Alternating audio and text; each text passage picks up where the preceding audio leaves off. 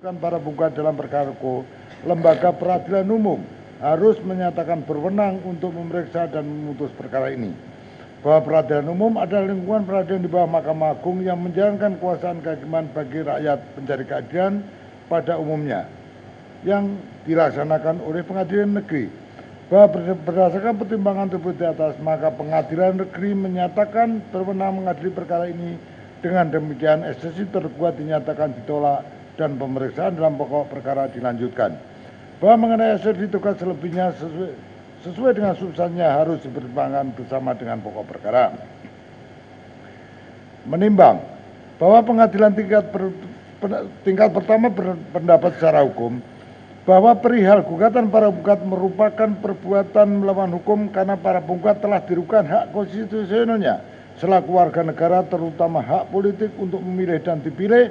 serta ikut dalam pelaksanaan pemerintahan baik secara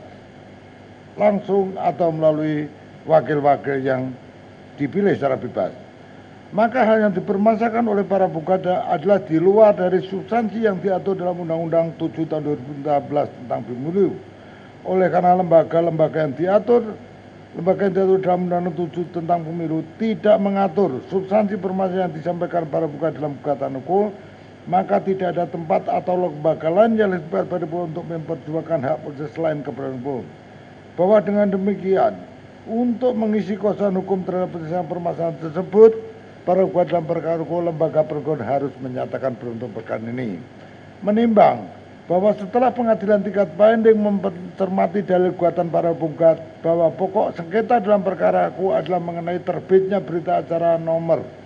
232-PL.01.1 BAA garing 05/2022 tanggal 13 Oktober 2022 dan berita acara nomor 275 PL.01.1 BA garing 05/2022 tanggal 18 November 2022 tentang rekapitulasi hasil verifikasi administrasi partai politik calon peserta pemilihan umum yang diterbitkan tergugat pada verifikasi administrasi yang pada pokoknya atas diterbitkannya BA 232 garing 2022 dan BA 275 garing 2022 penggugat tidak dapat melanjutkan ke tahap verifikasi faktual dan tidak ditetapkan menjadi calon partai peserta pemilu tahun 2024. Menimbang bahwa sesuai ketentuan pasal 466 Yunto pasal 470 Undang-Undang Pemilu Yunto pasal 4 ayat 1 huruf D Undang-Undang Nomor 30 Tahun 2014 tentang Administrasi Pemerintahan mengatur bahwa sengketa proses pemilu yang terjadi antar peserta pemilu dan sengketa peserta pemilu dengan penyelenggara pemilu sebagai akibat dikeluarkannya keputusan KPU provinsi dan keputusan KPU kabupaten kota adalah merupakan kewenangan pengadilan tata usaha negara. Menimbang bahwa ketentuan pasal tersebut di atas bersesuaian dengan ketentuan pasal 2 ayat 1 Peraturan Mahkamah Agung nomor 2 tahun 2019 tentang pedoman penyelesaian sengketa tindakan pemerintahan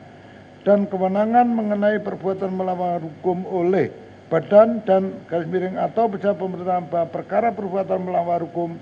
melanggar hukum oleh badan dan atau pejabat pemerintahan merupakan kewenangan peradilan tata usaha negara.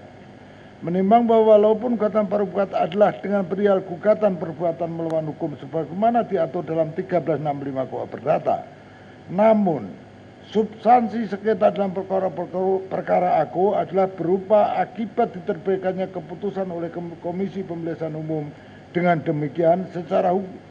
substansi hal tersebut adalah termasuk sebagai perbuatan melawan hukum oleh penguasa, maka menjadi kewenangan kompetensi absolut pengadilan tata usaha negara.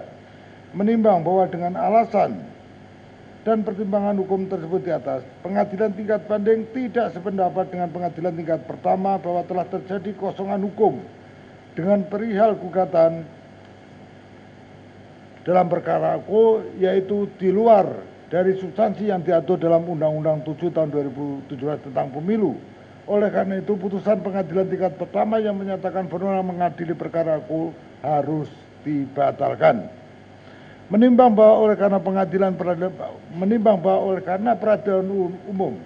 CQ, Pengadilan Negeri Jakarta Pusat dinyatakan tidak berwenang secara kompetensi absolut mengadili perkara aku, maka eksepsi tergugat tentang gugatan kabur dan materi pokok perkaranya tidak perlu dipertimbangkan lagi dan harus dinyatakan gugatan selain dan selebihnya dinyatakan tidak dapat diterima. Menimbang bahwa karena pembanding semula para penggugat adalah sebagai pihak yang dikalahkan, maka kepada para pembanding terbanding semula para penggugat harus dihukum untuk membayar biaya yang timbul dan perkara secara tanggung renteng dalam kedua tingkat pengadilan dan untuk tingkat banding sejumlah sebagaimana tersebut dalam amar putusan ini. Memperhatikan ketentuan pasal-pasal dan perundangan yang berhubungan dengan perkara ini, mengadili menerima permohonan banding pembanding garis miring semula tergugat, membatalkan putusan Pengadilan Negeri Jakarta Pusat nomor 757 garing PDTG 2022 PN Jakarta Pusat